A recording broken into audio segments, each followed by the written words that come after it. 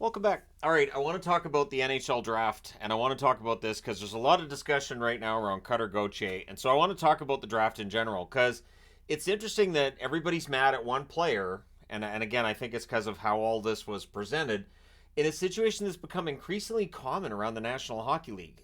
People point to Eric Lindros and like, oh, remember Lindros wouldn't sign with Quebec.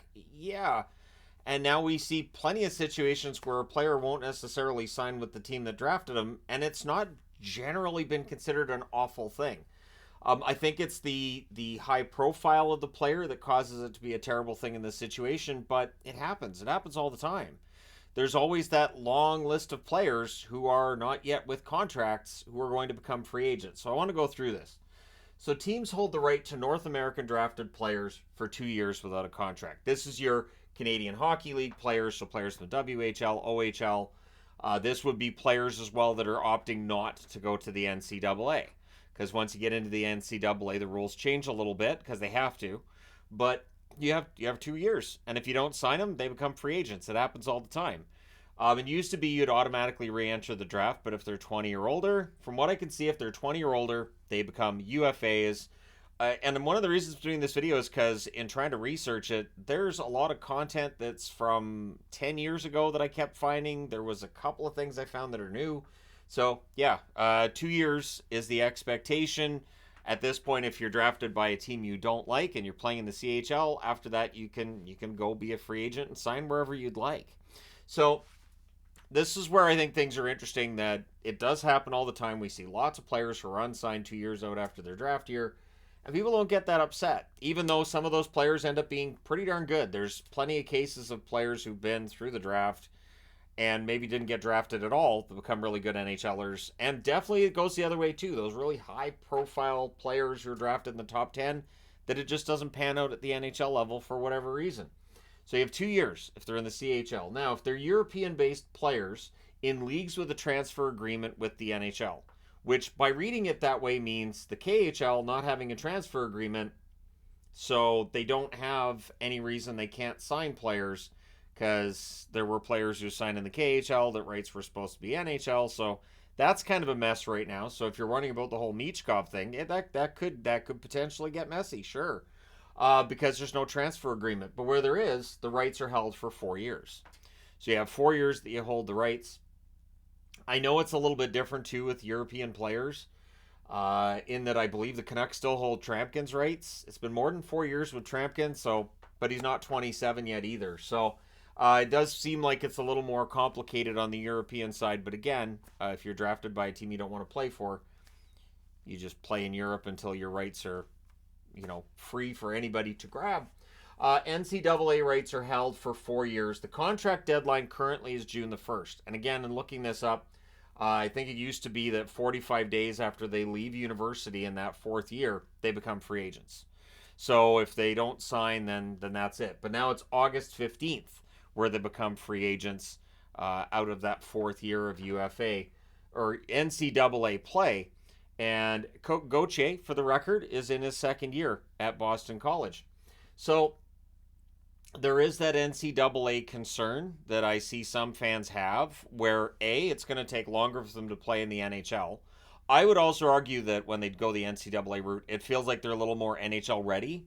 And I think it's a great route to follow if you're a third, fourth, fifth rounder. Maybe you're not quite as well refined as some of the top draft picks, but you go to the NCAA, you really get your game together, and then you're ready for the NHL, rather than if you're in the CHL route and you're trying to make the NHL at age 19, and so you're kind of stuck, and yeah, it gets to be a little bit messier. So I understand why players go to the NCAA. Also, education's important, because if that NHL dream doesn't work out, having an education is really nice to fall back on. Now, I wanted to use an example from this past summer because I never heard anything about John Farinacci. Pretty sure I didn't report on it when the Bruins signed him, but he was a number 76 draft pick in 2019 by the Arizona Coyotes. Over the summer, his rights became anybody's to grab, and he signed with the Boston Bruins as a free agent. He's currently playing in Providence. He's age 22. So, again, Farinacci decided not to sign with the Coyotes, or they decided not to sign him, one way or the other. But there was no big public spat, and as far as I know, if Farinacci makes the team, and Boston's playing in Arizona as they are tonight, if Farinacci was on the ice, Coyotes fans would be like, oh, it's a new guy. I don't think there'd be that connection of he refused to sign with us. So this is where it's interesting to me when we get into the who does or who doesn't sign, because I feel like this happens a lot and we're just not hearing about it publicly very often, which makes some sense. You can't sign him, or he doesn't want to show up, or you want to sign him to a contract he's not all that happy with. Whatever the reason is, players don't sign all the time. That's just the way it works. Unrestricted free agent status is at age 27. So coming back to the idea of, hey, you sign with the team that drafts you. Okay, so we'll go down that route. You sign with the team that drafts you. You're an 18-year-old. You are now beholden to that team until age 27 in all likelihood, or 7 NHL seasons. It's not officially an NHL season burned towards UFA status until you get to game number 40. So we're right up near that 40 game mark for every team in the NHL. And if you look, there's some rookies who get sat out and they play fewer games. This is part of the reason why a GM would have them sat out and give them that load management, because then you're delaying that decision on whether or not you're going to burn that first year towards unrestricted free agent status or not, right? You may be in a situation where, like, I don't know if I want to burn the first year of their contract and have to deal with them being a UFA 1 year sooner than I would if they play those 40 games next season. So that's definitely something that teams pay attention to. I don't think they worry about the 10 game mark as much as they worry about the 40 game mark, because that's where the unrestricted free agent status comes in.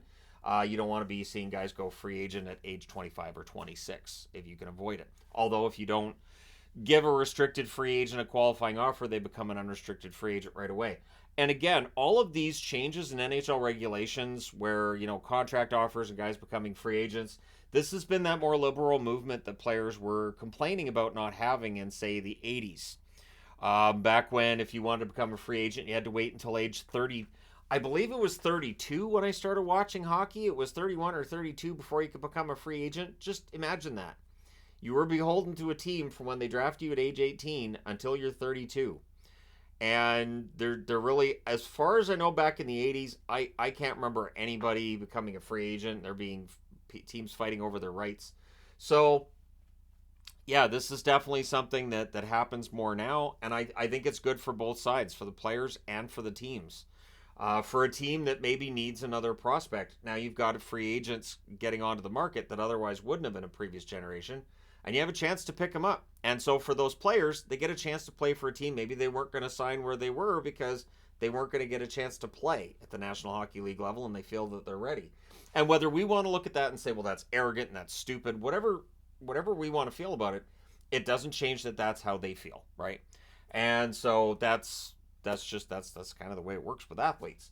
Now, Adam Fox I wanted to talk about here because it doesn't feel like he gets hate, and I'm not saying he should either. I think Adam Fox was honest the whole way through with this. So he was originally drafted 66th overall in 2016 by Calgary.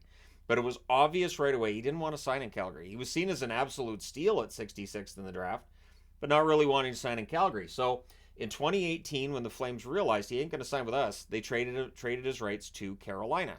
Carolina feeling like, all right, if we talk to him, we can maybe talk him into it. And honestly, it makes some sense that bringing a defenseman into Carolina, you might be able to talk him into signing, because all you have to do is just say, here is a list of defensemen that we've developed. Here's a list of defensemen you might play with. Here's how Carolina does when it comes to defensemen. And it is a very impressive, extensive list, especially over the last 10 years, when it comes to defensemen Carolina's been able to develop. But it was quickly obvious that he wasn't signing in Carolina either. So in 2019, his rights were traded to the Rangers, and he signed with the Rangers. He wanted to play in the Rangers. He wanted to play with Ryan Lindgren, and he got his wish. I don't think that makes him the bad guy. I don't think that means that he's a terrible person. I think he was just honest from the beginning of, that's where I want to go. He knew that his rights were only going to be owned by certain NHL teams for a certain period of time, and so that's where he wanted to go. And I mean, it's possible he gets booed when he goes to Carolina and Calgary, but why? I just don't think it's that big of a deal, because if a player saying I'd rather not play for that organization, then that organization should feel the same way. So one thing I will say with the Flyers, with them saying if he doesn't want to play here, we don't want him, that's the right attitude to have, rather than begging and pleading. So Players passed over in the entry draft become free agents at the age of 20. You can get passed over a couple of times. I know there's exceptions to this too, though, because I know there's 20 and 21-year-olds that have, remained in the draft or been drafted. So you can draft an overager, but if you're not drafted, you become a free agent. You can sign anywhere you want. And again, one of the things with goaltenders is we talk about how many of them end up being pretty big stars when they're undrafted. Part of the reason is because goaltenders develop later. It takes longer to figure out which goaltender is going to be a really good NHL goaltender than it does at other positions. You're waiting for them to fill out. There's a lot of technical stuff with goaltenders that maybe at age 18 you haven't got figured out, but at age 21 you're fantastic at. So these guys get signed as unrestricted free agents, and we ask ourselves, how did they pass through the draft? And it's that at draft time they weren't ready. So I definitely don't view that as a failure of all the scouts. I view it more as that's kind of how things work with goalies in comparison with skaters, but there's definitely forwards and defensemen as well who've passed through the draft, whether it's because they're seen as too slow, they're seen as too small, maybe they're seen as not having the talent that will translate to the NHL level. It's fascinating going through scouting reports and looking at players who have really good numbers in the OHL, WHL, QMJHL as well. And people will still say in the scouting reports, he's got really good numbers, but we don't think this translates to the NHL level. Sometimes they're right, sometimes they're wrong. And that's kind of how scouting works. But yeah, I don't see any reason to hate on a guy for not wanting to necessarily be with the team. I think that this is pretty common nowadays. And so I wanted to talk about it in a video. And how, because we don't usually talk about it. Because again, it's not normally this public, it's not normally this explosive and controversial. But I would think there's players on any given date that would say, I would rather not sign with, and you could insert the name of almost any team here. And there's various reasons why. You may not want to sign a certain place because of media scrutiny. You may not want to sign a certain place because you don't see an opening for yourself on that team. You don't think you're going to get any ice time. Maybe you're not a fan of the coach. Maybe you're not a fan of the GM. Maybe you don't like the owner. Maybe you're based on the West Coast, your family's on the West Coast, this team's back east, and you might never see your family. You'd rather have a team on the West Coast or vice versa.